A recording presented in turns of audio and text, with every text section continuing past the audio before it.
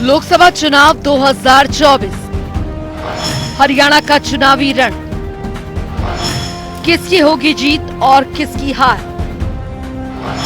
चुनावी मैदान में होगा दिग्गजों का आमना सामना। हरियाणा का चुनावी रण पूरी तरह से तैयार है, जहां एक तरफ सभी राजनीतिक पार्टियां अपने चुनावी प्रचार प्रसार में जुटी हुई हैं, वहीं साथ ही अपनी पार्टी के उम्मीदवार की जीत सुनिश्चित करने के लिए जनता के बीच भी पहुंच रही है। हालांकि एक तरफ जहां हरियाणा बीजेपी ने अपने उम्मीदवारों के नामों की घोषणा के साथ साथ चुनावी प्रचार काफी पहले से ही शुरू कर दिया था, वहीं आखिरकार लंबी माथापच्ची के बाद कांग्रेस ने भी हरियाणा में 9 में से 8 सीटों पर अपने प्रत्याशियों की घोषणा कर दी है, जिसने हरियाणा में लोकसभा चुनावों की जंग को और भी ज्यादा दिलचस्प बना दिया है। हालांकि गुरुग्राम सीट पर अभी भी अभिनेता राज बब्बर और पूर्व मंत्री कैप्टन अजय सिंह यादव के बीच पेच फंसा हुआ है। हालांकि कांग्रेस हरियाणा में आम आदमी पार्टी के साथ गठबंधन में चुनाव लड़ रही है। कांग्रेस 9 सीट पर और आम आदमी पार्टी कुरुक्षेत्र की एकमात्र लोकसभा सीट से चुनाव लड़ रही है, जिनमें से अभी तक कांग्रेस में 8 सीटों पर उम्मीदवारों की घोषणा कर दी गई है।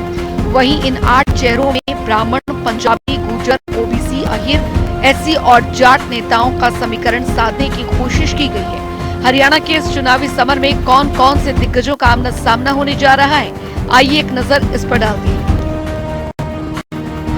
अंबाला से कांग्रेस ने जहां वरुण चौधरी को चुनावी मैदान में उतारा है, तो वहीं भाजपा ने बंतु कटारिया को, सिरसा सीट से कुमारी शैलजा तो भाजपा ने अशोक तंवर को उतारा है। वहीं 60 सीट की बात करें तो जयप्रकाश को कांग्रेस ने चुनावी मैदान में उतारा है। वहीं भाजपा से रणजीत सिंह चौटाला को चुनावी मैदान में उतारा गया है। बात कुरुक्षेत्र सीट की करें तो यहां पर आम आदमी पार्टी के सुशील गुप्ता को चुनावी मैदान में उतारा गया है, तो वहीं नवीन जिंदल को भाजपा ने इस बार चुनावी मैदान में उतारा है। करनाल सीट की बात करें तो कांग्रेस के दिव्यांशु बुद्धिराजा, वहीं भाजपा के मनोहर लाल उम्मीदवार के तौर पर चुनावी मैदान में है। वहीं भिवानी महेंद्रगढ़ की बात करें तो कांग्रेस की तरफ से रावदान सिंह चुनावी मैदान में है, तो वहीं भाजपा से चौधरी धर्मवीर। फरीदाबाद सीट की बात करें तो महेंद्र प्रताप चुनावी मैदान में कांग्रेस की तरफ से हैं, तो वहीं भाजपा की तरफ से कृष्णपाल गुर्जर चुनावी मैदान में। रोहतक की बात करें तो यहाँ पर कांग्रेस की तरफ से दीपेंद्र हुड्डा मैदान में है, तो वहीं बीजेपी की तरफ से अरुण शर्मा चुनावी मैदान में है। सोनीपत की बात करें तो यहाँ पर कांग्रेस की तरफ से सतपाल ब्रह्मचारी चुनावी मैदान में है, वहीं भाजपा की तरफ से मोहनलाल बटौली चुनावी मैदान है। हालांकि गुरुग्राम की बात की जाए तो कांग्रेस अभी भी इस पर चिंतन मंथन कर रही है कि यहाँ से कौन उम्मीदवार होगा। वहीं बीजेपी की तरफ से इस सीट से राव इंद्रजीत सिंह चुनावी मैदान में है।